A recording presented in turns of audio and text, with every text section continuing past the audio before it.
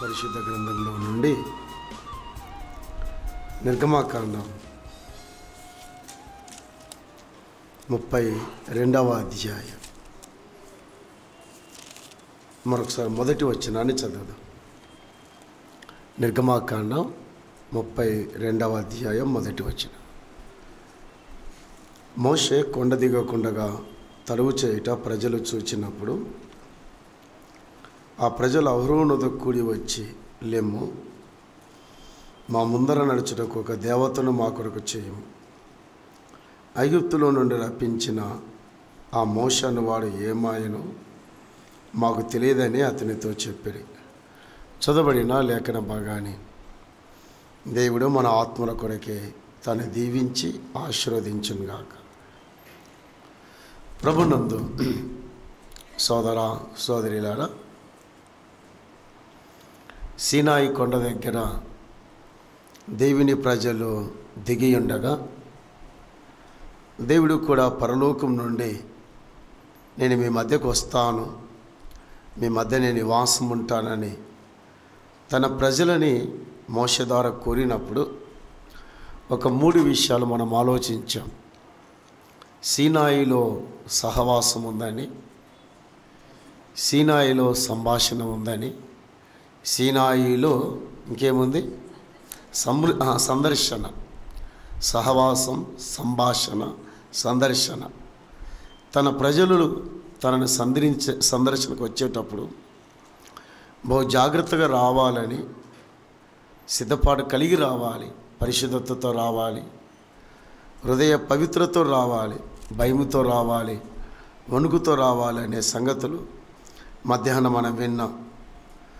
సరే, సీనాయి కొండ మీదికి ఒక మోషే ఒక్కడే కాదు, ప్రజలు కింద ఉండాలి, మోషే పైకి వెళ్ళాలి. ఈసారి దేవుడు ఎవరిని రమ్మన్నాడు సీనాయి సందర్శనకు? నిర్గమాకాండం 24వ అధ్యాయం. దేవుడు ఎవరిని రమ్మంటున్నాడు సీనాయి కొండ మీదికి? ఎందుకు రమ్మంటున్నాడో చూద్దాం. 24వ అధ్యాయం మొదటి వచనం. మరియు ఆయన మోషేతో ఇట్లా, నీవును అహరోనును నాదాబును అబీహును ఇశ్రాయేలుల పెద్దల్లో 70 మందియు యెహోవా యొద్దకు ఎక్కి వచ్చి దూరమున సాగిలపడుడి.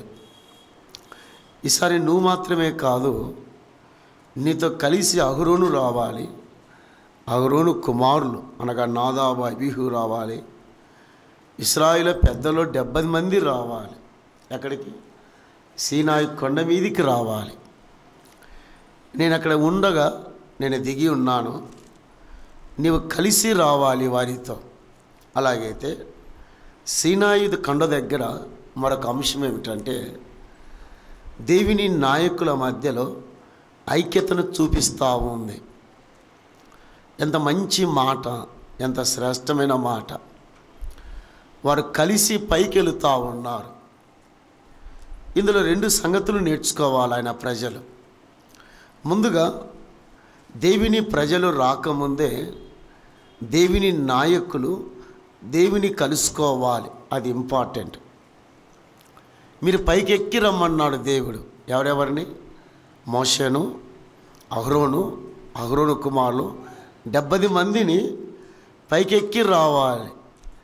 నేను మీకు సంగతులు చెప్పాలి, సంగతులు వివరించాలి. కాబట్టి దేవుని నాయకులు అనబడిన వారు ముందుగా దేవుని కలుసుకోవాలి. వారు ఎందుకు?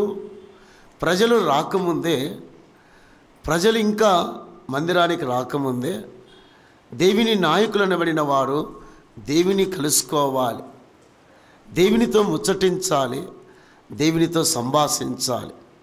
ఆ తరువాత తమ నాయకులు దేవుని ప్రజల మధ్యలోనికి వెళ్ళాలి. అది మొదటి మాట. అందువల్లే ఆయన నాయకులు దేవుని ఎప్పుడు కలుసుకుంటుండాలి, కలిసి మాట్లాడుతుండాలి. రెండవదిగా, వారు కలిసి వెళుతున్నారు. వారి యూనిటీ చూడండి. అనగా మోషే, అహరోను, నాదాబు, అబీహులు, ఇశ్రాయేలు పెద్దల 70 మంది కలిసి వెళ్ళుట. మంచి మాట. ఎక్కడికి? సీనాయి కొండ మీదకి కలిసి వెళ్ళుట. ఎందుకు కలిసి వెళ్ళాలి? ఏ కూడికలకైనా ఆదికాండం కలిసి వెళ్ళుట. దేవుని మందిరంలో భార్యాభర్తలు, పిల్లలైనా మనమైనా కలిసి వెళ్ళడం. ఆదికాండం 22వ అధ్యాయం 22వ అధ్యాయం వచనం 7వ వచనం. వారిద్దరు కూడి వెళ్ళుచుండగా, 6 చివరిలో ఉంది. వారిద్దరు కూడి వెళ్ళుచుండగా మోరియా పర్వతం మీదికి వారిద్దరు కలిసి వెళుతున్నారు. దేనికి? దేవునికి బలి అర్పించడానికి, దహన బలి అర్పించడానికి అబ్రహాము, ఇస్సాకులు కలిసి వెళుతున్నారు. ఏక మనసుతో వెళుతున్నారు, ఏక అభిప్రాయంతో వెళుతున్నారు, ఏక ఆలోచనతో వెళుతున్నారు. మనం కుటుంబాలుగా కలిసి వచ్చేటప్పుడు, భార్యాభర్తలు కలిసి వచ్చేటప్పుడు, లేదా నాయకులు కలిసి వచ్చేటప్పుడు ఆ దివ్యమైన మాట నేను మరలా చదువుతున్నాను. 6వ వచనంలో వారిద్దరు కూడి వెళ్ళుచుండగా, ఆరాధన కూడికకు కలిసి వెళుతున్నారు. దేవుని ఆరాధించడానికి, దేవుని స్తుతించడానికి, దేవుని గణపరచడానికి, దేవుని హెచ్చించడానికి ఒకే మనస్సు, ఒకే ఆలోచన, ఒకే అభిప్రాయం, ఒకే తలంపు, ఒకే యోచన, కలిసి వెళ్ళుట అది ముఖ్యం. రెండోదిగా అక్కడే చూద్దాం. మరలా అక్కడే 22వ అధ్యాయం 9వ వచనం. అలాగూ వారిద్దరు కూడి వెళ్ళి, మరలా చూడండి, వారిద్దరు కూడి వెళ్ళుతున్నారు. ఎందుకు 2 సార్లు చెప్పాడు ఇక్కడ? కూడి వెళ్ళుట. ఆరాధనలో ఇస్సాకుకు ఆలోచన, అబ్రహాంకు ఒక ఆలోచన ఉండకూడదు. వేరు తలంపులు రాకూడదు, వేరు ఆలోచన రాకూడదు, వేరు ఉద్దేశాలు రాకూడదు, వేరు కోరికలు రాకూడదు. అది ఆరాధన కూడిక. తండ్రైన దేవుడు మోరియా పర్వతం మీదకి దిగి వస్తున్నాడు. ఆయన ఆ దహన బలిని స్వీకరించడానికి, ఆఘ్రానించడానికి, ఆస్వాదించడానికి వస్తున్నాడు. కానీ కూడి వెళ్ళుట. సీనాయి కొండ మీద కూడి వెళుతున్నారు, మోరియా పర్వతం మీదకి కూడి వెళుతున్నారు. క్రొత్త నిబంధనలు జస్ట్ ఊరికే మాట చెప్పి నేను వచ్చేస్తాను. ఫిలిప్పీలకు రాసిన పత్రిక మనం చాలాసార్లు విన్న మాట, ఎరిగిన మాట. జస్ట్ అలాగే ఫిలిప్పీలకు రాసిన పత్రిక 2వ అధ్యాయం 5వ వచనం. క్రీస్తు యేసునందు కలిగిన ఈ మనస్సు అమర్చాలి. సో క్రీస్తు యేసునందు కలిగిన ఈ మనస్సు, ఒకే ఆలోచన, ఒకే తలంపు. ఇక్కడ కూడా సిలువను గురించిన మాటలే చెప్పాడు. ఆ సీనాయి కొండ మీద కలిసి వెళ్ళారు, మోరియా పర్వతం మీద కలిసి వెళ్ళారు. ఆ సిలువ కొండ మీద గురించి మాట్లాడుతూ ఏక మనస్సు, ఏక ఆలోచన, ఏక తలంపు. అలాగే మరొక మాట పరిచర్యలో చెప్పాడు, ఆరాధనలో చెప్పాడు, సందర్శనలో చెప్పాడు, సిలువ కొండ మీద త్యాగము దగ్గర చెప్పాడు. తిమోతికి రాసిన 2వ పత్రిక 2వ అధ్యాయం 1వ వచనం. నా కుమారుడు అన్నాడు, మై డియర్ సన్ అన్నాడు. సో నా కుమారుడు అనగా తండ్రి అపోస్తలుడైన పౌలుగా ప్రకటించుకున్నాడు. నేను ఆత్మీయంగా కనిన కుమారుడా. పౌలుకి ఏ మనసు అయితే ఉందో అదే మనస్సు తిమోతిలో ఉంది. పౌలుకి ఏ ఆలోచన ఉందో పరిచర్యలో, పౌలుకి ఏ ఉద్దేశం ఉందో నా కుమారుడా అదే ఆలోచన కలిగి ఉండు, అదే మనసు కలిగి ఉండు, అదే తలంపు కలిగి ఉండు. సో సీనాయి కొండ దగ్గర 4 విషయాలు మనం అర్థం చేసుకోవచ్చు. ఏక మనసుతో పైకి వెళుతున్నారు, ఆరాధన చూస్తున్నాం, సందర్శన, అదే సమయంలో పరిచర్య చూస్తున్నాం. ఆ సిలువ కొండ మీద కూడా ఆ తండ్రి కుమారులు ఒకే మనసు కలిగి ఉన్నారు. అందులో యేసు ప్రభు యోహాను సువార్తలో మీ అందరికీ బాగా తెలుసు ఒక మాట అన్నాడు, నేనును తండ్రి ఏకమై ఉన్నాం. చూడండి, నేను తండ్రి చేసే పనులే చేస్తున్నాను, కుమారుడు చేసే పనులే తండ్రి చేస్తున్నాడు. ఆయనకు నేను వేరుగా లేను, ఆయన నాకు వేరుగా లేడు. నేను తండ్రి ఏకమై ఉన్నాం. అందువల్ల దేవుడు మీరు కలిసి ఎక్కి రండి, కలిసి రండి. ఎవరెవరు? మీ అన్నగారు రావాలి, మీ అన్న కుమారులు. ఇశ్రాయేలు 70 మంది పైకి రావాలి. ఎందుకు ఈ పాఠం చెప్తున్నాడంటే మోషే 2 విషయాలు అర్థం చేసుకుందాం. మోషే జీవితంలో తను యవన ప్రాయంలో ఈ మాటను వెళ్ళబుచ్చాడు స్టెఫెన్ గారు. అపోస్తుల కార్యం 7వ అధ్యాయం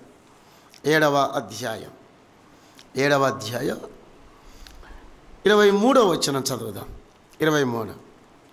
అతనికి 40 ఏళ్ళ నిండ వచ్చినప్పుడు ఇశ్రాయేలీయులైన తన సహోదరులను చూడవలన బుద్ధి పుట్టెను. How amazing! నాకు ఇష్టమైన పదం అది, సహోదరులను చూడవలనని. ఒక వ్యక్తి రాజ ప్యాలెస్లో ఉన్నాడు, సకల భోగాలు అనుభవించవచ్చు, సకల కిరీటాలు, ఐశ్వర్యాలు, ధనాన్ని అని సకలాన్ని తన ఇష్టానుసారంగా జీవించవచ్చు. ప్రక్కన పెట్టాడు ఈ సోదరు, లేదా ఈ సీక్ ద బ్రదరన్. బాగుంది. ఈ సీక్ ద బ్రదరన్, సహోదరులను చూడ వెళ్ళాను. అదే మాట, మీరు కలిసి రండి పైకి, సహోదరు కలిసి రండి.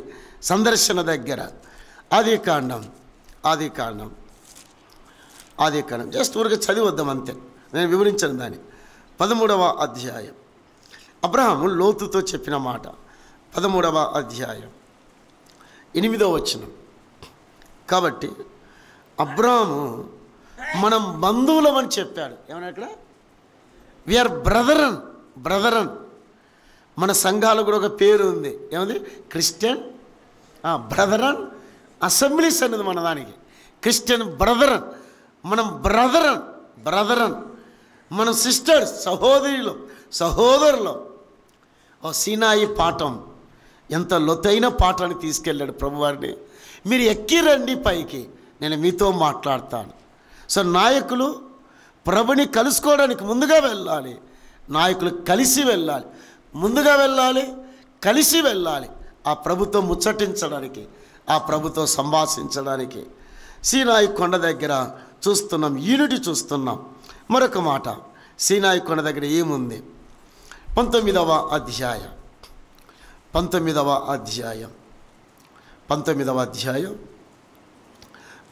వచనం చదువుదాం. ముందుగా 14వ వచనం. అప్పుడు మోషే పర్వతం 13 చదువుదాం.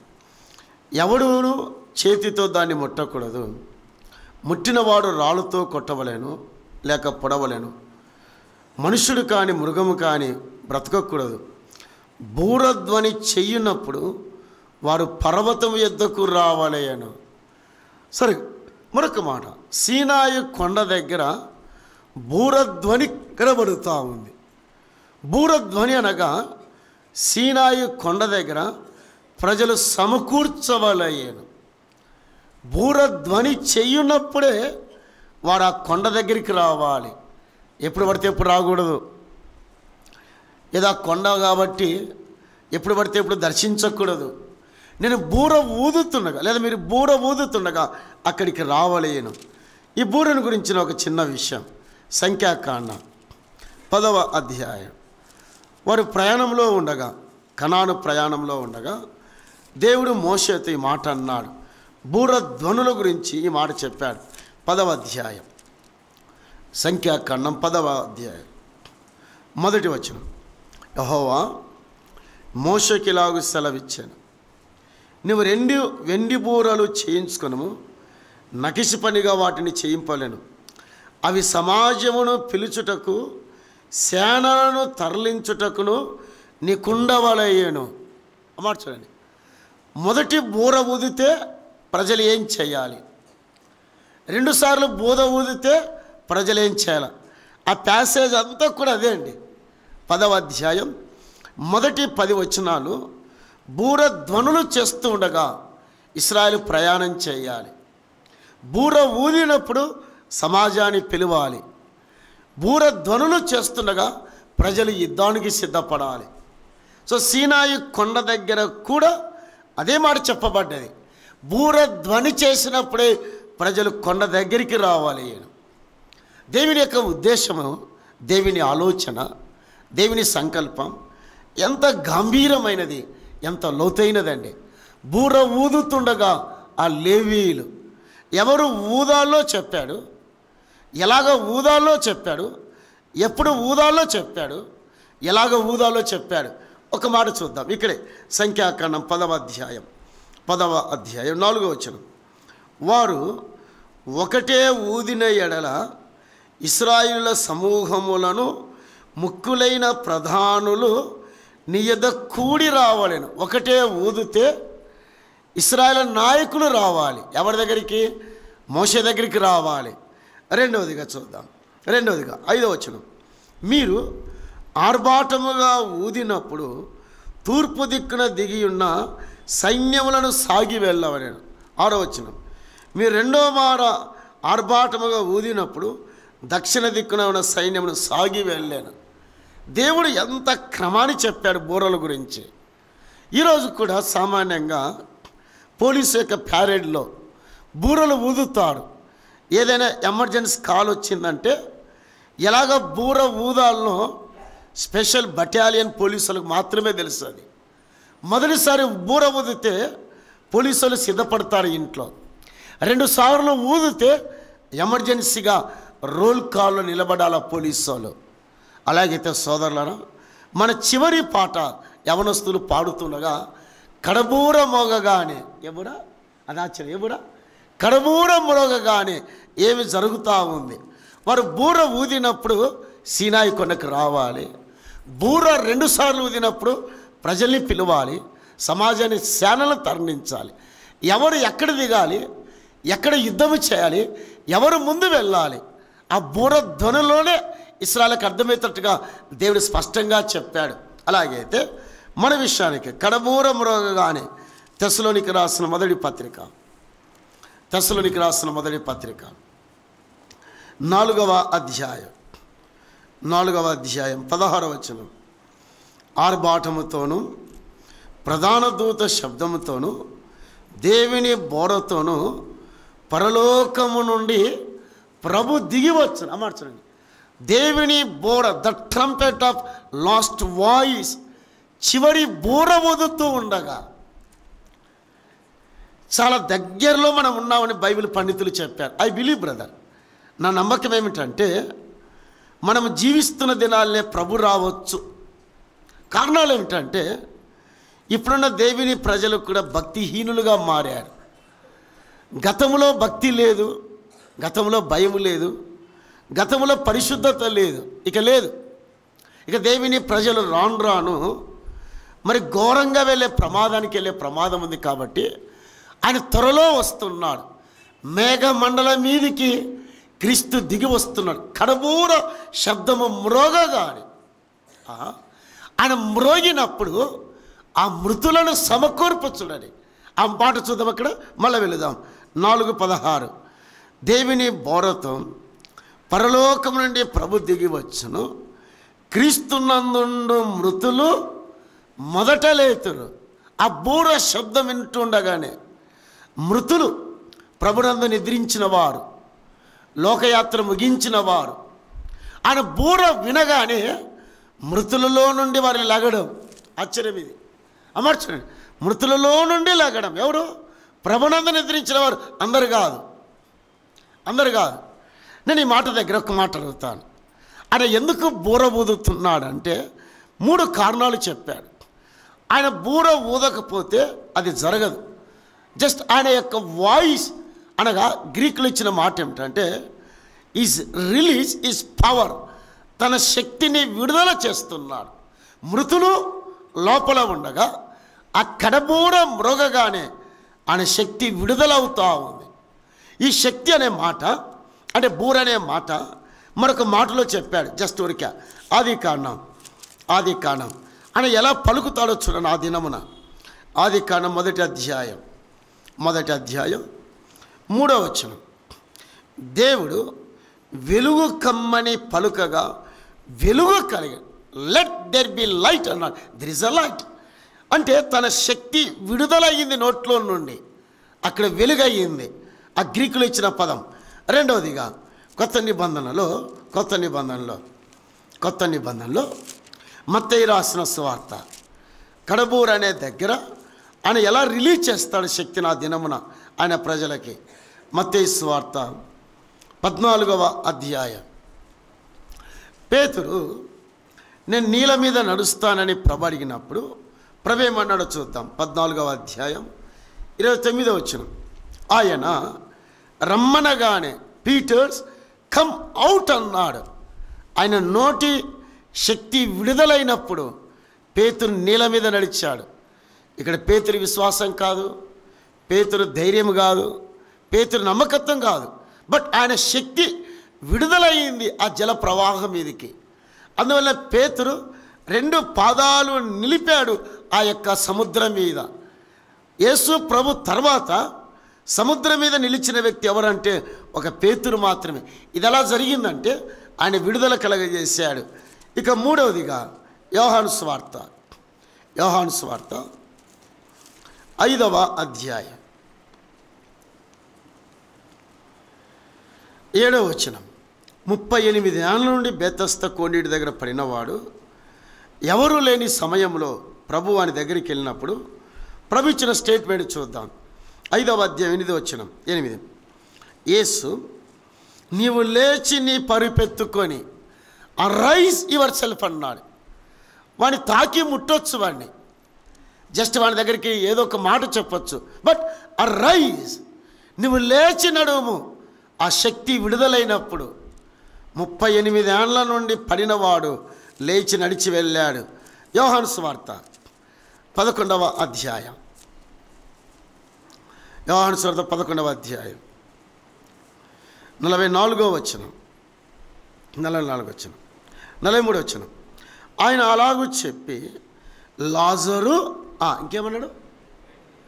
లాజరు సేమ్ అదే వాడే. ఆయన పవర్ రిలీజ్ అయింది. సమాధిలో ప్రేత వస్త్రాలతో కట్టబడిన లాజరు, కుళ్ళిపోయిన లాజరు ఆయన లేచి వస్తున్నాడు సమాధిలో నుండి. ఎలాగొచ్చాడు ఆ వ్యక్తి సమాధిలో నుండి? ఒకే కారణం, యేసుక్రీస్తు తన పవర్ని అంటే శక్తిని విడుదల చేశాడు. అలాగే కడబూర మ్రోగగానే ఆ క్రీస్తు న్యాయపీఠం దగ్గరికి వెళ్ళాలి. మనం ఆ ప్రభుని దర్శించాలా, ఆ ప్రభు ఎదుట నిలబడాలి. ఆయన శక్తిని విడుదల చేస్తున్నాడు. కడబూర మ్రోగగానే కొరింథీయులకు రాసిన మొదటి పత్రిక 15వ అధ్యాయం. సీనాయి కొండ దగ్గర బూర ఊదుతున్నప్పుడు ప్రజలు పరిగెత్తుకొని రావాలి. 15వ అధ్యాయం 51 నుండి చదువుదాం. 15వ అధ్యాయం 50. ఇదిగో మీకు ఒక మరణమును తెలుపుచున్నాను, మనమందరం నిద్రించము కానీ నిమిషంలో ఒక రేపపాటున కడబూర మ్రోగగానే ఏమన్నాడు? మన మార్పునందుము. అమర్చుదాం. మార్పునందు బూర మ్రోగును, అప్పుడు మృతులు అక్షయముగా లేపబడుదురు. బూర మ్రోగగానే సోదరి సోదరులారా, నీవు నేను కనిపెట్టుకొని ఉన్నాం కడబూర శబ్దము కొరకే. నీవు నేను ఎదురు చూస్తున్నాం ఆ శబ్దము కొరకే. బాంబేలో 2 సహోదరులు ఉన్నారు. ఒక ఆవిడ వయసు 95, మరొక ఆవిడ వయసు 92. వాళ్ళిద్దరు రోజు ఒక డ్యూటీ చేస్తారు.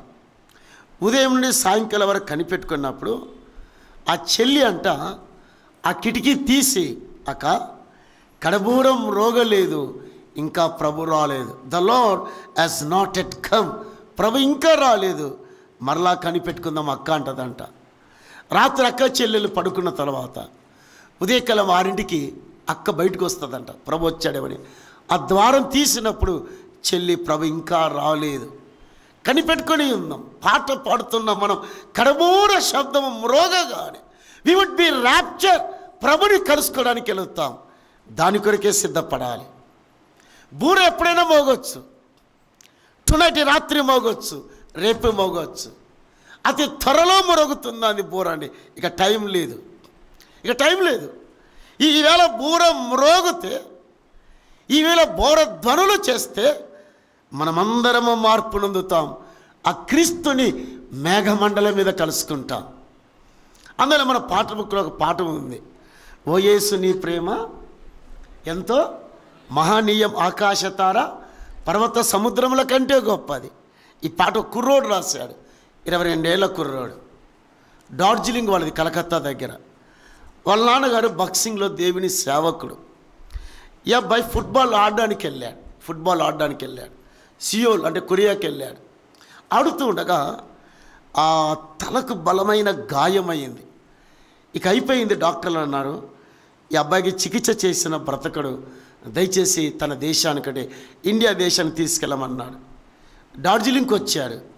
2 రోజులు కాలిపాంగులో పరిశుద్ధుల సమాజ కూటాలు, బాక్సింగ్ గారు జీవిస్తున్న దినాలు అవి. లక్షల మంది వెళుతున్నారు డార్జిలింగ్లో కాలిపాంగ్కి. ఈ అబ్బాయి మరణము దగ్గర ఉన్నాడండి. దగ్గర ఉండి ఇంటి బయటకు వచ్చాడంట. ఇలా అన్నీ చూస్తూ ఉన్నాడంట. 2 రోజుల్లో చనిపోతూ ఉండగా ఆ డార్జిలింగ్, కలకత్తాలో ఆ పర్వతాలు, లోయలు వీటన్నిటిని చూస్తూ అప్పుడు రాశాడు పాట. ఓ యేసు నీ ప్రేమ ఎంతో మహనీయం అని పాడుతూ ప్రారంభించి 5వ స్టాంజా వచ్చేసరికి దేవీని గృహములో సదా స్తుతించెదను, దేవీని గృహములో సదా స్మరించేదను. ఆహా, దేవుని గృహానికి వెళుతున్నాను సదా స్తుతించడానికి, దేవుని గృహానికి వెళుతున్నాను సదా ఆయనను ప్రశంసించడానికి. కింద పడిపోయింది పెన్ను. ఆ సెకండ్లలోనే ఆ అబ్బాయి లోకయాత్ర ముగించాడు. ఆ పాట రమ్యత చూడండి. ఆ అబ్బాయి చనిపోయాడు. లక్షల మంది సమాధి చేశారు. ఆ తర్వాత ప్రారంభించబడ్డది ఈ పాట. పాడుతున్నాను, ఓ యేసు నీ ప్రేమ ఆకాశ తార పర్వత సముద్రముల కంటే గొప్పది, ఆగమ్యం ఆనందమే, హృదయములతో నిండిన పాట. ఆ దేవుని బూర మ్రోగగానే ఆ క్రీస్తు న్యాయపీఠం ఎదుట ఆ ప్రభుని కలుసుకుంటాం. మోషే ఆ బూర ఊదినప్పుడే ప్రజలని సమకూర్చు నా కొరకే. ఎక్కడ? సీనాయి కొండ దగ్గర. నేను దిగి వస్తాను, నా ప్రజలతో మాట్లాడతాను, నా ప్రజలను సందర్శిస్తాను. బూర మ్రోగినప్పుడే ప్రజలు కొండ దగ్గరికి రావాలి. ఆ కడబూర మ్రోగినప్పుడే నా ప్రజలని ఆకాశ నలుదిక్కులో ఉన్న పరిశుద్ధులను సమకూర్చు. ఎంత ఆశ్చర్యం, ఎంత గొప్ప సంగతి. అందువల్లనే ఆ పాట రచయిత కూడా బాగుంది. మనం పాడుతూ ఉంటాం. ఎంత విలువైన పాట అంటే ఆ విలువైన పాట.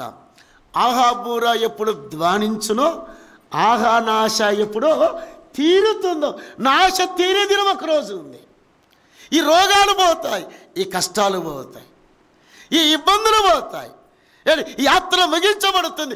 ఆహా బూర ఎప్పుడు మ్రోగుతుందో, ఆహా నా ఆశ ఎప్పుడు తీరుతుందో. ఆ బూర ధ్వని కొరగా కనిపెట్టుకున్నాను. నేను ఆశతో ఎదురు చూస్తున్నాను, ఆశతో వేచి ఉన్నాను. ప్రియులారా, ఆ కడబూర మ్రోగగానే పాడిన యవనస్తులారా, ఆర్ యు రెడీ? మీరు సిద్ధంగా ఉన్నారా? రియాలిటీగా ఆ ప్రభుని కలుసుకోవడానికి, ఆ ప్రభుని దర్శించడానికి, ఆ ప్రభుని సమీప ఆర్ యు రెడీ? కడబూర మ్రోగగానే ఆ ప్రభుని కలుసుకుంటాం. వేల మంది పరిశుద్ధులు, కోట్ల మంది పరిశుద్ధులు. ఆ కోట్ల మంది పరిశుద్ధులలో నీ పేరు పిలిస్తే ఎలాగుంటుంది? నువ్వు ధన్యుడవు ధన్యురాలు. నీ పేరు పిలవలేదంటే నీకంటే దరిద్రత ఎవరు ఉండదు ఇంకా. అందువల్లే ఆ బూర కొరకే నీవు నేను ఎదురు చూస్తున్నాం. పౌలు ఒక మాట అన్నాడు, ఎంత మంచి ఆశ చూడని. ఆ బూర శబ్దం కొరకే కనిపెడుతూ ఈ మాట చెప్పాడు. తిమోతికి రాస్తున్న 2వ పత్రిక. తను మరణానికి చాలా దగ్గరగా ఉన్నాడు. ఆ బూర ధ్వని మోగుతుందని తను చూస్తున్న దినాల్లో ఎదురు చూశాడు, కాలేదు. తిమోతికి రాస్తున్న 2వ పత్రిక 4వ అధ్యాయం 8వ వచనం. ఇక మీదట నా కొరకు నీతి కిరీటం ఉంచబడ్డది. ఆ దినమందు అమార్చాలి. నేను అక్కడే ముగించాను. ఇక ఆ దినమందు, ఏ దినమందు? ఆ బూర ధ్వని మోగే దినమందు అన్నాడు. The last trumpet, the day of the lord. ప్రభు దినమందు, ఆ దినము కొరకు ఎదురు చూస్తున్న తిమోతి. ఇక నేను చావు మధ్యలో ఉన్న తిమోతి. నీరో చక్రవర్తి ఎదురు చూస్తున్నాడు. రోమ్లోని ఆస్టిన్ రోడ్లో నా తల తీసేస్తారు. వేలాది మంది చూస్తూ ఉండగా నా తలను నరికి వేస్తారు. ఉరిగా ప్రజలు చూస్తూ ఉండగా, ఆ నీరో చక్రవర్తి చూస్తుండగా ఈ తలను నరికి వేస్తారు. బట్ ఆ దినము, ఏ దినము? కడబూర మ్రోగగానే ఆ దినమున నేను నిన్ను కలుసుకుంటాను. ఆ దినము వరకు తిమోతి జాగ్రత్తగా ఉండు. నా కుమారుని నీవు, నా కుమారుని నీవు. నీకు నాకున్న బంధం అది, నీకు నాకున్న సంబంధం అది. నా ఆలోచన కలిగి నువ్వు, నా తలంపులే కలిగి నువ్వు కుర్రోడివి, నువ్వు సంఘములో ఉన్నావు, సంఘం నీ చేతికి అప్పగించబడింది. కాబట్టి ఆ దినమందు క్రీస్తు న్యాయపీఠం ఎదుట కలిసి వెళుదాం. ఆ దినము కొరకే జాగ్రత్తగా ఉండు. కడి సోదరులారా, ఆయన ప్రజలం కడబూరం మ్రోగగానే, బూరధ్వనులు మ్రోగగానే ప్రభుని కలుసుకునే దినం ఉంది. ఇక్కడ సీనాయి దగ్గర సో యూనిటీ చూపించాడు, ఐక్యత. సీనాయి కొండ దగ్గర ఆ బూరలు చూపించాడు, ఆయన కలుసుకునేది చూపించాడు. మరొక మాట నిర్గమాకాండం 19వ అధ్యాయం. ఎంత విలువైన మాటలు చెప్తున్నాడు దేవుడు వారితో. 19-12 వచనం.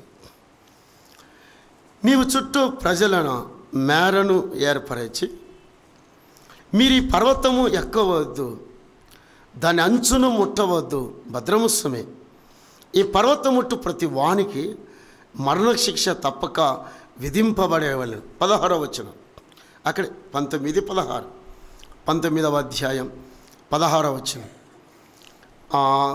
ఆ మాట చూస్తుండగా 16వ వచనం మళ్ళా చదువుతున్నా. 3వ నాడు ఉదయమైనప్పుడు ఆ పర్వతం మీదకి ఉరుములు మెరుపులు సాంద్ర మేఘముల యొక్క మహాధ్వని కలుగగా పాళ్యములో ప్రజలు వణికిరి. కింది వచనానికి వద్దాం. అక్కడే కింది వచనం 23వ వచనం. మోషే యెహోవాతో ప్రజలు సీనాయి పర్వతం ఎక్కలేరు, సీనాయి పర్వతమునకు 19:23 సీనాయి పర్వతమునకు మేరలను ఏర్పరచి అన్నాడు. సో సీనాయి కొండ దగ్గర మరొక మాట, సీనాయి హెచ్చరికలు. దీనికి ఒక పదం పెడదాం, సీనాయి కోడ్ అని పెడదాం. కోడ్, ఎలక్షన్ కోడ్ అంటున్నాం కదా మనం. ఈ కోడ్ ఏమిటి? సీనాయి కోడ్. ఇది ఏమి కోడు? 12వ వచనములో 23వ వచనంలో మేరను ఏర్పరచాలి, అనగా హద్దును ఏర్పరచాలి. సీనాయి హెచ్చరికలు. దేవుడు తన ప్రజలని నాడైనా నేడైనా ఒకే రకంగా హెచ్చరిస్తాడు ఆయన. మన దేవుడే హెచ్చరించేవాడు ఆయన. మన దేవునికి ఉన్న గొప్ప ఆలోచన ఏమిటంటే, గొప్ప ఉద్దేశం ఏమిటంటే, తన ప్రజలు చనిపోకూడదు, లేదా ఏ మానవుడు చనిపోకూడదు, ఏ మానవుడు ఆయన లేకుండా లోకయాత్ర ముగించకూడదు. అది దేవుని కోరిక, దేవుని ఆశ. ఈ రాత్రి అయ్యా, దేవుడు నిన్ను కూడా హెచ్చరిస్తున్నాడు. ఈ రాత్రి వేళ ఆ రోజు హెచ్చరించాడు, ఈరోజు కూడా హెచ్చరించాడు. ఇదే మాటే. జస్ట్ ఈ మాట ఆధారం చేసుకొని మరలా వెళ్దాం. సీనాయి సంభవాలు చెప్తూ ఆ రోజు ఈరోజు ఏం చెప్పాడు దేవుడు. చిన్న మాట జస్ట్ వరకే హెబ్రీలకు రాసిన పత్రిక. ఆ రోజు సీనాయి ప్రజలను దేవుడు మోషే ద్వారా హెచ్చరించాడు. అబ్బాయ్ అమలారా, దీన్ని తాకడం జాగ్రత్త తాకండి, ముట్టడం జాగ్రత్త ముట్టాలి, ఎటు పడితే ఎటు రాకూడదు, బూడదని చేసినప్పుడే రావాలి. హెబ్రీలకు రాసిన పత్రిక 11వ అధ్యాయం 7వ వచనం నేను చదువుతున్నాను. 7 విశ్వాసమును బట్టి నోవహు అది వరకు చూడని సంగతులను గురించి దేవుని చేత హెచ్చరింపబడి, సీనాయి హెచ్చరికలు మోషే ద్వారా ఇవ్వబడే గొప్ప నాయకుని ద్వారా.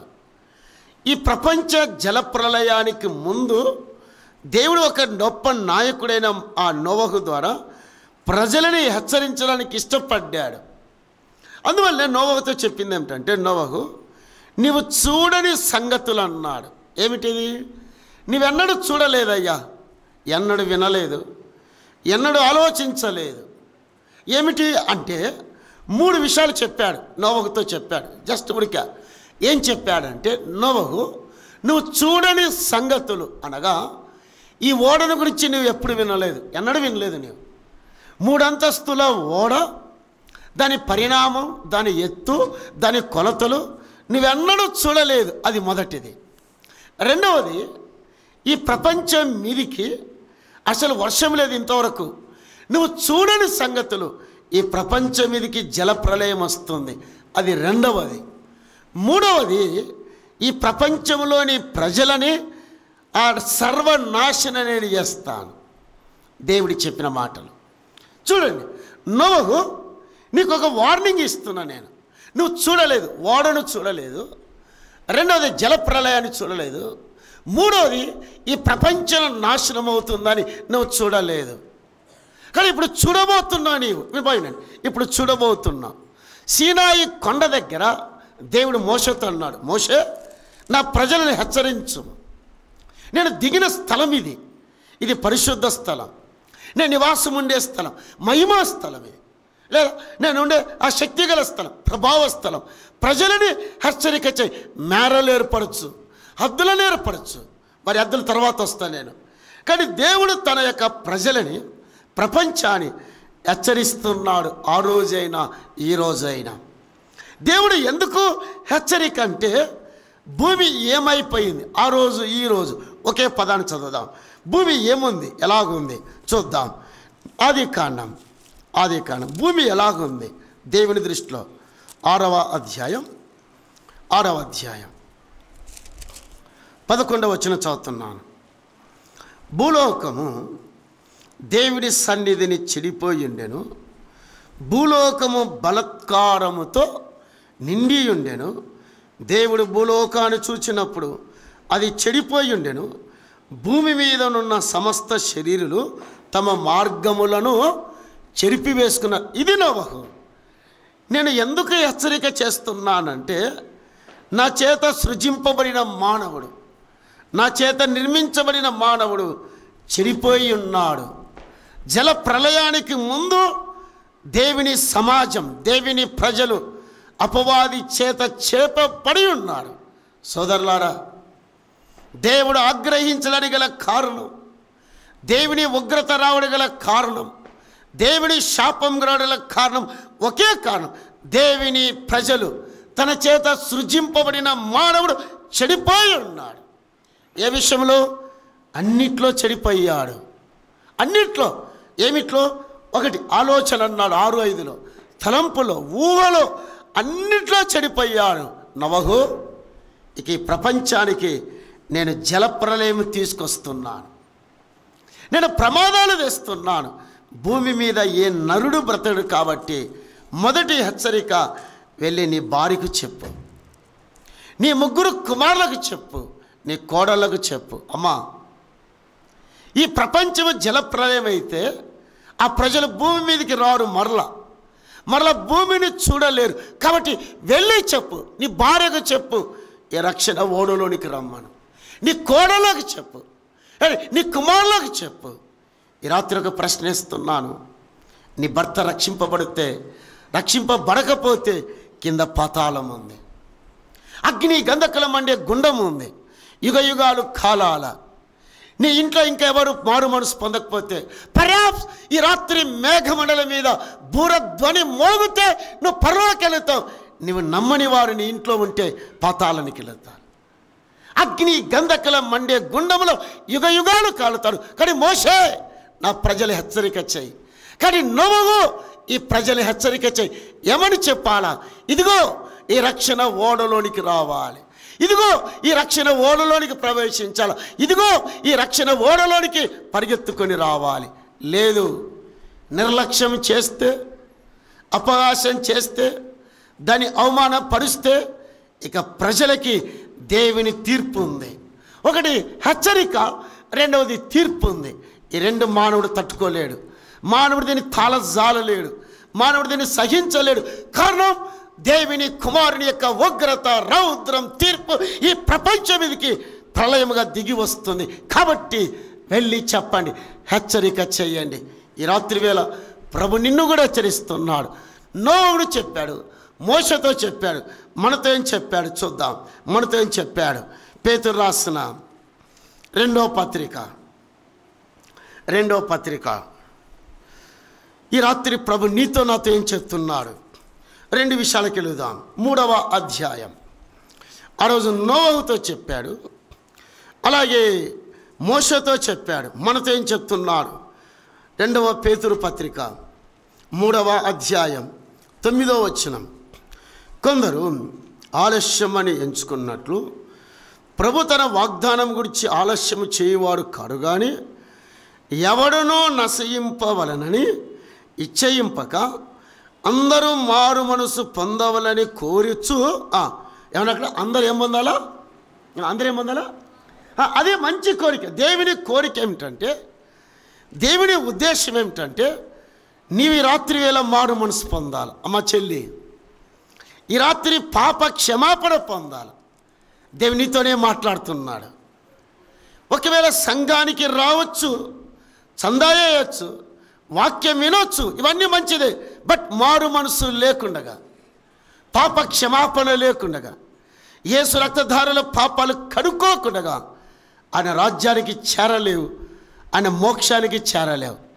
ఈ రాత్రి వేళ దేవుని రాజ్యం చేరాలంటే, ఈ రాత్రి మోక్ష రాజ్యం చేరాలంటే మారు మనసు పొందాలా. ఎందుకు మారు మనసు పొందాలా? అపోస్తుల కార్యం 17వ అధ్యాయం. అపోస్తుల కార్యం 17వ అధ్యాయం 30వ వచనం. దేవుడు ఆ అజ్ఞాన కాలంలో దేవుడు చూచి చూడనట్టుగా ఉండేను. అమర్చండి, మళ్ళీ వెళ్దాం. 17:30. ఆ అజ్ఞాన కాలంలో దేవుడు చూచి చూడనట్టుగా ఉండేను. ఇప్పుడైతే అమర్చనండి, ఈ రాత్రి అయితే ఆ మాట ఇప్పుడనే మాట బైబిల్లో ఎప్పుడు మాట్లాడినా అది ప్రజెంట్ టెన్స్ మాట్లాడుతుంది. ఇప్పుడైతే మరలా చదువుతున్నాం. ఇప్పుడైతే అంతటను ఏమందాలా? అందరూ ఏమందాలా? మారు మనసు పొందవలనని మనుషులకు ఆజ్ఞాపిస్తున్నాడు. అమ్మాయ్యా, నీకోసం యేసుక్రీస్తు లోకానికి ఎందుకు వచ్చాడో బైబిల్ తేటగా మాట్లాడుతుంది. ఇది ఒక హెచ్చరిక. ఇది మనమందరము పాతాళానికి వెళ్ళవలసినగా, అగ్నిగుండానికి వెళ్ళవలసినగా, నిత్య నరకానికి వెళ్ళవలసినగా, ఆ పరలోకమందున్న దేవుడు సీనాయి కొండ మీదకి దిగి వచ్చినట్టుగా దేవుడు తన కుమారుడైన యేసుక్రీస్తుని ఈ లోకానికి దిగింపి పంపాడు. ఎంత ఆశ్చర్యం! ఇది మానవ లోకం, ఇది పాప లోకం. పాపముతో నిండిన లోకములోనికి దేవుడు దిగి వచ్చాడు. ఒక మాట అన్నాడు రోదసికి వెళ్ళిన నీల్ ఆమ్స్ట్రాంగ్ గారు. నేను ఆ బుక్ చదివినప్పుడు నీల్ ఆమ్స్ట్రాంగ్ గారు బెంగళూరుకి వచ్చాడని, అంటే చంద్రమండలంలోకి వెళ్ళి మట్టి తెచ్చాడు. మట్టి తెచ్చి అక్కడ పెట్టాడు, బెంగళూరులో తీసుకొచ్చాడు. జర్నలిస్ట్ అడిగాడు, ఏమండి చంద్రమండలంలోకి వెళ్ళి చంద్రుడి దగ్గరికి వెళ్ళి మట్టి తీసుకొచ్చావు, నీవు ఎంత గొప్పోడివి, నీ గొప్పతనం వివరించమన్నారు ఆయన్ని. ఆయన నవ్వుతూ, నా గొప్పతనం ఏముందండి, ఒక ర్యాకెట్లో చంద్రుడి దగ్గరికి వెళ్ళాను, మట్టి తెచ్చాను, కానీ ఒక పరలోకమందున్న దేవుడు భూమి మట్టి మీదకి దిగి రావడం ఇదే గొప్పతనం అన్నాడు. ఏ గ్రేట్ గాడ్ డిసెండింగ్, దిగి వచ్చాడు, ఈ భూమి మీదకి దిగి వచ్చాడు. ఒక తల్లి గర్భములో ఒక శిశువుగా ఒదిగాడు. ఇది మనుషులకు అర్థం కాలేదన్నాడు ఆయన. నాకు మా గుండె దాకింది. దేవుడు ఒక తల్లి గర్భములో శిశువుగా ఒదిగాడు. కారణం మన మారు మనసు కోసమే. నేను మోక్షము చేర్చడానికి, నేను పరలోకము చేర్చడానికి, నిత్య రాజ్యము చేర్చడానికి దేవుడు మనుషునిగా దిగి వచ్చాడు, మానవ రూపిగా వచ్చాడు, ఏమీ లేనిగా వాడిగా వచ్చాడు. అందువల్ల పౌలు అన్నాడు, మీ నిమిత్తమైన దరిద్రుడు ఆయన అన్నాడు. ఏమన్నాడు? దరిద్రుడు అన్నాడండి. అసలు దరిద్రుని ఈ లోకంలో ఎవరైనా పట్టించుకుంటారా? దరిద్రుని ఎవరైనా చేర్చుకుంటారా? దరిద్రుని ఎవరైనా ఇష్టపడతారా? మీ నిమిత్తం ధనవంతుడు, ఈ ప్రపంచము కొని సృష్టించిన సృష్టికర్త అయిన యేసు ప్రభు దరిద్రుడిగా వచ్చాడు. అంత మాత్రమే కాదు, ఈ మానవ పాప లోకములో, మనిషి అసహించుకునే లోకంలో, మనిషి ద్వేషించే లోకంలో ఆయన అడుగుపెట్టాడు. అంత మాత్రమే కాదు, ఇంద్రగారు ఒక మాట అన్నది, ఈ బైబిల్ చదువుతూ ఆమె చనిపోయేది. ఈ మాట అన్నది, యేసు ప్రభు ఆ నిత్యత్వంలో ఉన్న దేవుడు, మహిమలో ఉన్న దేవుడు, బ్రాహ్మణ కులానికి చెందిన ఇందిరాగాంధీ అమరత్వంలో ఉన్న దేవుడు మానవుని కొరకై ఇంత దీన స్థితిలోనికి రావడం నాకు అర్థం కాలేదన్నది. ఐఎమ్ నాట్ అండర్స్టాండింగ్ అన్నది. కారణం మానవుడు చనిపోతే కింద పాతాళం ఉంది, యుగ యుగాలు కాలాలు. అక్కడ సినిమాలు ఉండవు, సీరియళ్ళు ఉండవు, ఏముండవు. ఎవరుంటారు? సినిమా హీరోలు ఉంటారు, హీరోయిన్స్ ఉంటారు. యేసుక్రీస్తు నమ్మని ప్రతి వారు అగ్ని గంధకల మండే గుండములో యుగ యుగాలు కాలాలి. బైబిల్ చెప్తుంది ప్రతిరోజు రొమ్ము గుద్దుకోవాలి, పళ్ళు కొరుక్కోవాలి. ఆ ప్రదేశం సమాధానం లేదు, శాంతి లేని స్థలం. అందువల్ల షారుఖ్ ఖాన్ ఒక మాట అన్నాడు. Shahrukh Khan cinema actor. ఒక ఆయన అడిగాడు, ఏమండి ఇన్ని కోట్లు సంపాదించాడు షారుఖ్ ఖాన్, ఇంత మంచి బిల్డింగ్ కట్టారు, ఆస్తులు వెనక వేసుకున్నారు. ఒక చిన్న ప్రశ్న ఏదైనా, నీ భార్యతో 1 గంట ఆనందించిన సమయాన్ని ఒక 5 నిమిషాల్లో చెప్పన్నాడు. Within 5 minutes how could enjoy with your wife?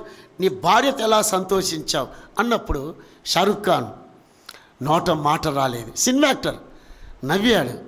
ఏమండి మీరు నవ్వుతున్నారు, నేను వేసిన ప్రశ్న మీకు ఇబ్బందిగా ఉందంటే, అనిచిన ప్రశ్న, నా భార్యతో ఏ రోజు కూడా నేను కలిసి ఆనందించలేదు. I never could enjoy with my wife because మా ఇంట్లో సంతోషం అనే పదమే లేదని చెప్పాడు. ఏ పదం లేదు? అవి సాడ్ అండి. కోట్లు పడగలెత్తిన షారుఖ్ ఖాన్, పేరు ప్రఖ్యాతులు అభిమానులు సంపాదించిన షారుఖ్ ఖాన్ ఒక మాట అన్నాడు ముగింపులో, నేను తాగుతాను, నా భార్య తాగుతుంది. మాకెక్కడ సంతోషం ఉంది, మాకెక్కడ ఆనందం ఉంది? కారణం మానవుడు చెరిపివేసుకున్నాడు మార్గాలు, మానవుడు రద్దు చేసుకున్నాడు దేవుని సన్నిధానంలోనికి రాక. దేవుని ఆజ్ఞలు మానవుడు ఉల్లంఘించాడు, దేవుని ఆజ్ఞలు త్రోసివేశాడు. అందువల్లే పేతురు రాస్తున్నాడు, దేవుడు మీ ఎడల ఆయన వేచి ఉన్నాడు మారు మనసు పొందవలని. నీకోసం దేవుని కుమారుడు యేసుక్రీస్తు శిలువలో రక్తధారలు చెందించాడు, నీకోసం బలైపోయాడు, సమాధి చేయబడి తిరిగి లేచాడు. ఈ రాత్రి హెచ్చరిక, అంతటా అందరూ ఏమందాలి? మారు మనసు పొందాలి. చెల్లి తమ్ముడా, ఇంకా మారు మనసు పొందలేదా? ఇంకా పాప క్షమాపణ పొందలేదా? యేసు రక్తంలో పాపాలు కడుక్కోలేదా? నాకు తెలిసిన ఒక ఆయన తంగడెంచు నందికొట్టుకుడి దగ్గర బోయ కులానికి చెందినవాడు. సో భార్య అన్నది, ఏమండి ఇక ఆగండి, రాత్రి వేళ లారీ ఆపండి. లారీ తోలుతూ ఉన్నాడు, ఉల్లిగడ్డలు ఉల్లిపాయలు మిర్చి తోలుతున్నాడు. సో ఆ మహబూబ్నగర్ నుండి గుంటూరుకి వెళుతున్నాడు. నర్సరావుపేట బైపాస్లో ఎవరు ఏమనలేదు, లారీ నిలిచుండగా ఈయనే వెళ్ళి ఢీ కొట్టాడు లారీని వెనక నుండి. ఆ లారీకి ఈ లారీకి మధ్యలో ఈ బాడీ ఇలా ఇరుక్కుపోయిందండి. క్రెయిన్ పెట్టి లాగిన బాడీ రాలేదు. 4 గంటలు శ్రమపడి ఆ బాడీని బయటికి తీశారు. ఏ పార్ట్కి ఏ పార్ట్ ఊడిపోయింది. దేవుడి రాత్రిని ప్రేమిస్తున్నాడు, నీ మీద జాలి చూపిస్తున్నాడు, నీ మీద కరుణ చూపిస్తున్నాడు. కారణం దీర్ఘశాంతము కలిగి ఉన్నాడు నీ పట్ల. మారు మనసు పొందాలని, పాప క్షమాపణ పొందాలి, యేసు రక్తధారల పాపాలు కడుక్కోవాలని ఆశ కలిగి ఆ రోజు సీనాయి కొండ దగ్గర హెచ్చరిక, ఆ రోజు జలప్రాయం దగ్గర హెచ్చరిక. ఇక ఇది చివరి హెచ్చరిక. ఏమి హెచ్చరిక? మరలా వెళదాం. పేతురు రాసిన 2వ పత్రిక, ఈ చివరి హెచ్చరిక. పేతురు రాసిన 2వ పత్రిక 3వ అధ్యాయం 10వ వచనం. అయితే ప్రభు దినము దొంగ వచ్చినట్లు వచ్చును, ఆ దినమున ఆకాశములో మహాధ్వనితో గతించిపోవును, పంచభూతములు మికటమైన వేండ్రముతో లయమైపోవును, భూమియు దాని మీద ఉన్న కృత్యములన్నీ కూడా రాలిపోవును. అమ్మో, ఏమండి ఈ భూమి ఎంత భయంకరంగా మైనమలే కరగబోతుంది. ఆకాశము భూమి. సోదరులారా, చదువుతుండగానే భయం వేస్తూ ఉంది. ఆ దినము, ద డే ఆఫ్ యెహోవా, యెహోవా దినము ఈ ప్రపంచం మీదకి అతి త్వరలో వస్తుంది. ఇక ఆలస్యం చేయడండి. ఇంకా దేవుడి యొక్క రాకడ చాలా దగ్గరలో ఉంది, చాలా సమీపంలో ఉంది. చెల్లి తమ్ముడా, ఈ రాత్రి యేసుక్రీస్తు నమ్మకపోతే, యేసు రక్తధారలో పాపాలు కడకపోతే, యేసునందు విశ్వాసం ఉంచకపోతే ఈ మైనమల కరిగిపోతుండగా నీ పరిస్థితి ఎలాగుంటుంది? తెస్సలోనికి రాసిన రెండో పత్రిక మానవుడు ఎలాగ ఉండబోతున్నాడో చెప్తున్నాడు అపోస్తలుడైన పౌలు.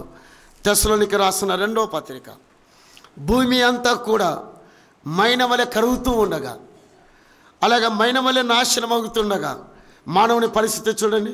తెస్సలోనికి రాసిన రెండో పత్రిక 1వ అధ్యాయం 6వ వచనం చదవడం. ప్రభైన యేసు తన ప్రభావమును కనపరచు దూతలతో కూడా పరలోకం నుండి అగ్నిజ్వాలలో ప్రత్యక్షమై దేవుని ఎరగని వారికి, మన ప్రభైన యేసు సువార్తకు లోబడని వారికి ఏముంది? ప్రతి దండన. చూడండి, ప్రతి దండన ఉందండి. ఇక ఆలస్యంలోకి వస్తున్నాడు.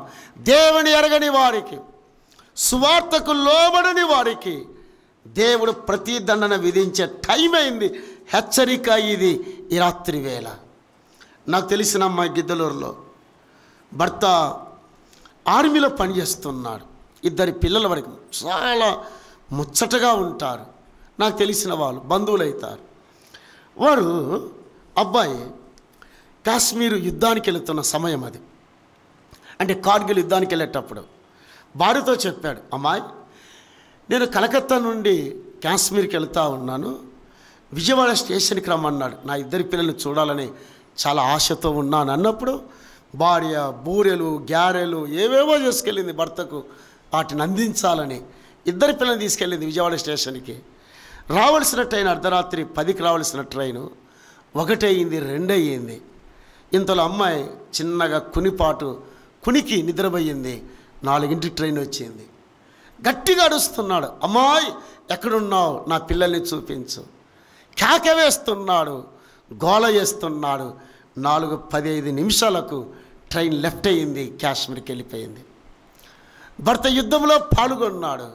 6ంటికి లెగిసింది ఆమె, అయ్యా పలానా ట్రైన్ వచ్చిందమ్మా. ఎన్నింటికి వెళ్ళింది? 4:15కి వెళ్ళిపోయిందమ్మా. మరలా వస్తుందా? ఇక రాదమ్మా, 2 రోజుల తర్వాత వస్తుంది. భర్త యుద్ధానికి వెళ్ళాడు. కార్గిల్ యుద్ధంలో పోరాడుతుండగా ప్రాణాలు కోల్పోయాడు. అక్కడ నుండి శవాన్ని గిద్దలూరు తీసుకొచ్చారు. భార్య పిల్లలు శవం మీద ఏడుస్తూ ఉంటే వందలాది మంది పోలీసు వాళ్ళు ప్రజలు ఏడవడం మామూలు కాదండి. అందరు కంట తడబెట్టారు. అయ్యా హెచ్చరిక వినలేదయ్యా, ట్రైన్ హెచ్చరిస్తున్నారు, the train is coming, passenger ధ్యానియో, ఇదిగో ట్రైన్ వస్తుంది, కదులుతుంది, హెచ్చరిక మర్చిపోయినయ్యా, నిద్రపోయినయ్యా, అయ్యా లెగవా ఇంకెక్క లెగుస్తాడు. తమ్ముడు చెల్లి, ఈ రాత్రి సువార్త హెచ్చరిక. This the last trumpet. ఇది సువార్త హెచ్చరిక. నీకు ఇక నీ ప్రాణం ఉండొచ్చు, ఉండకపోవచ్చు, చెప్పలే. దినాలు అలాగున్నాయి, సమయం అలాగే ఉంది. ఇక ట్రైన్ వెళ్ళిపోయింది, శవం రానే వచ్చింది. ఈ రాత్రి సువార్త విని కూడా ఈ సువార్తకు లోబడకపోతే, ఈ సువార్తను అంగీకరించకపోతే, ఇదిగో ఆయన వస్తూ ఉన్నాడు. దేవుని ఎరగని వారికి, మన ప్రభు అయిన యేసు సువార్తకు లోబడని వారికి వెళ్ళి నీ భర్తకు చెప్పు, నీ పిల్లలకు చెప్పు. అయ్యో నీ పిల్లలు నాశనానికి వెళుతారు, నీ భర్త నరకానికి వెళుతారు. యుగాల కాలాల నరకంలో వేదన పడాలి. అది ఆనంద స్థలం కాదు, అది భయంకరమైన స్థలం. కానీ సోదరులారా, నోవహుతో చెప్పాడు, అలాగే మోషతో చెప్పాడు. మనకు చిన్న హెచ్చరిక ఏమిటి, అది చెప్పి ముగిద్దాం. మన గురించి పేతురు రాసిన రెండవ పత్రిక బూర మ్రోగుతుంది కాబట్టి, మనం ప్రభుని కలుసుకోవాలి కాబట్టి వట్టుడు మనం ఏం చేయాలి? పేతురు రాసిన రెండవ పత్రిక 3వ అధ్యాయం 9వ వచనం మళ్ళా చదువుతాం మధ్యలో. కొందరు ఆలస్యమని ఎంచుకున్నట్లు ప్రభు తన వాగ్దానం గురించి ఆలస్యము చేయవాడు కాడు కానీ, 2వ పేతురు 3:9 ఆలస్యము చేయవాడు కానీ ఎవడునూ నశింపవలనని ఇచ్చయింపక అందరూ మారు మనసు పొందాలని కోరుచు. అక్కడేముంది? ఏముంది మీ బైబిల్ వచ్చండి, ఏముంది? మీ ఎడల, ఎవరి ఎడల? మన ఎడల. ఎవరి ఎడల? ఇది పాపల ఎడల కాదు. ఎవరి ఎడల? ఎవరి ఎడల? మీ ఎడల దీర్ఘశాంతము కలిగి ఉన్నాడు. వట్టుడు ఎందుకు మన ఎడలన్నాడు దీర్ఘశాంతం. తమ్ముడు, ఇందాక మనం మళ్ళీ పాట పాడతారు, కడమూరం రోగగానే ప్రభుని ఎదుర్కోవాలి. కాబట్టి ఈ లోకములో ఉండగానే ప్రతి పరిశుద్ధుడు, ప్రతి విశ్వాసి జీవితాన్ని సరిచేసుకోవాలి. To be settle with God. Sinai కొండ దగ్గర ఆ మేరలు దాటుతోకూడదు అండి. బూర ఊదుతున్నప్పుడే జాగ్రత్తగా రావాలి. సీనాయి కొండ దగ్గరికి సంసిద్ధతతో రావాలి అండి.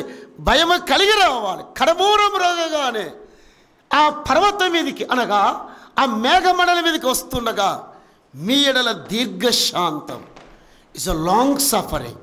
మన ఎడల దీర్ఘశాంతం. ఎందుకు? మనం ఏమై ఉన్నాం? Just minute. ఏమై ఉన్నాం? మన పరిస్థితి ఏమిటి? యోహాను రాసిన మొదటి పత్రిక ఎలా చెప్తున్నాడు? ఎందుకు దీర్ఘశాంతం కలిగి ఉన్నాడు మన పట్ల? ఎందుకు ఆయన బూర వాయిదా వేస్తున్నాడు? యోహాను రాసిన మొదటి పత్రిక 3వ అధ్యాయం 3వ వచనం.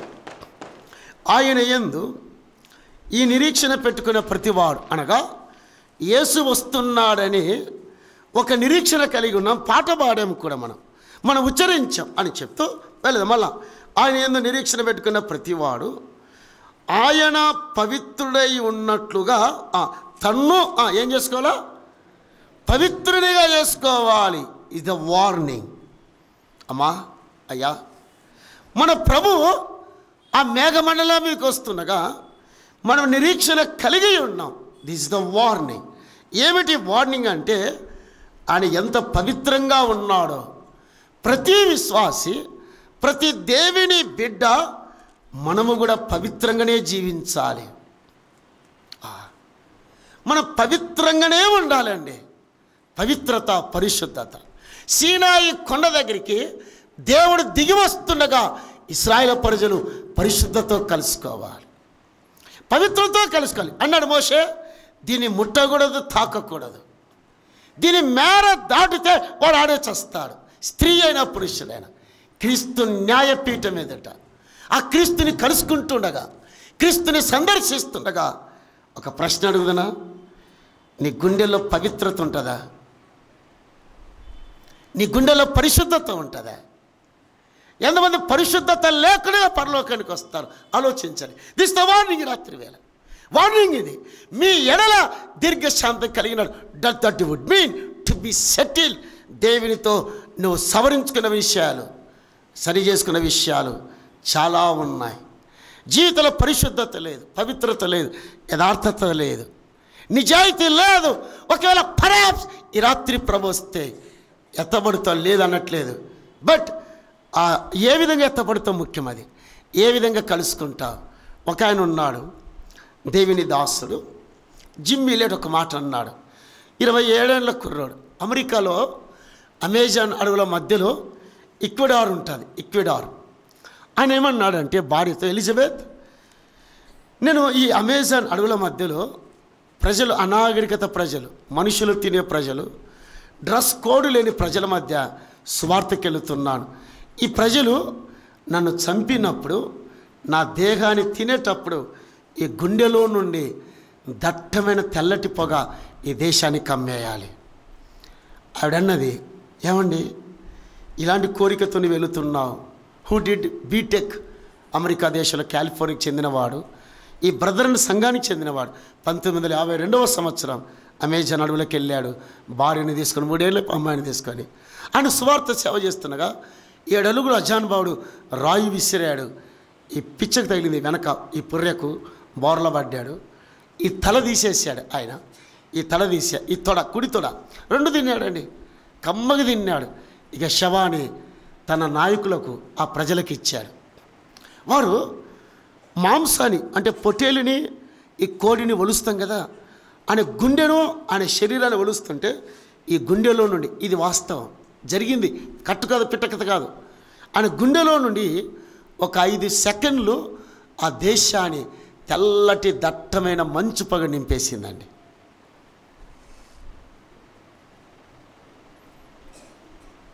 వాళ్ళు ఒక మాట అన్నారు, నా హృదయాన్ని తాకిన. దేవుడో ఎవరో మాకు తెలియదు, పరలోకం అంటే మాకు తెలియదు, కానీ మేము చంపిని తినుతున్న మనుష్యుడు ఒక పరిశుద్ధుడు. ఎవరైనా ఏ మ్యాన్ సెయింట్. మా మధ్యలో ఒక పరిశుద్ధుడు. హోరేబులో పరిశుద్ధులు ఉండాలి, హోరేబులో పరిశుద్ధురాలు ఉండాలి. కడబోరం రోగగానే ఆయనను కలుసుకుంటున్నగా పవిత్రత ముఖ్యం, యథార్థత ముఖ్యం, నిజాయితీ ముఖ్యం. మోషే సీనాయి హద్దులు పెట్టు, మేరలు పెట్టు. వారు పరిశుద్ధంగా నా ఎదుట నిలబడాలి, పవిత్రంగా నిలబడాలి. నేను వారి దేవుని, నా ప్రజలు వారయ్యా, నా ప్రజలు మనం ఆయన ప్రజలు, ఆయన మన దేవుడు. ఆయన అమ్మ ఒక ప్రశ్న, పరిశుద్ధంగా ఉన్నావా, పవిత్రంగా ఉన్నావా? ఆయన వస్తే ఆయన కలుసుకోవాలి. కాబట్టి ఈ రాత్రి వేళ 2 విషయాలు విన్నాం. సీనాయ్ ఏక మనసు, సీనాయ్ హెచ్చరికలు, సీనాయ్ దేవుని యొక్క మాటలు. కాబట్టి ఈ రాత్రి వేళ సీనాయ్ కొండ దగ్గరికి దేవుని ప్రజలు వచ్చిండగా మనము కూడా హోరేబు దగ్గరికి వచ్చాం. సీనాయ్ అన్న హోరేబు అన్న ఒకటే. హోరేబులో మనం ఉన్నాం. ఎలా కూర్చున్నాం దేవుని సన్నిధానంలో, ఆయన మాటలు వింటున్నాం. మనం పరిశుద్ధంగా ఉన్నామా, పవిత్రంగా ఉన్నామా? మరొక చిన్న మాట, సీనాయి దగ్గర దేవుడు హెచ్చరించినట్టుగానే నిన్ను హెచ్చరిస్తున్నాడు. ఈ రాత్రి మారు మనసు పొందు, పాప క్షమాపణ పొందు, యేసు రక్తుల పాపాలు కడుక్కోవాలని మనవి చేస్తున్నాను. దేవుడి లేఖన భాగాన్ని దీవించి ఆశీర్వదించును గాక.